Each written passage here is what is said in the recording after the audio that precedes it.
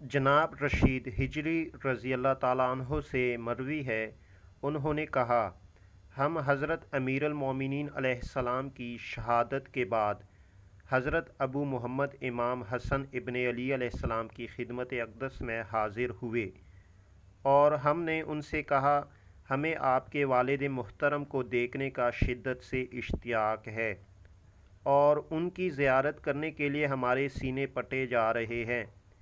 امام حسن علیہ السلام نے فرمایا، کیا تم میرے والد گرامی علیہ السلام کو دیکھنا چاہتے ہو؟ ہم نے کہا، جی ہاں، لیکن وہ تو اب شہادت کے درجے پر فائز ہو چکے ہیں، اب بھلا ہم ان کو اس دنیا میں رہ کر کیسے دیکھ پائیں گے؟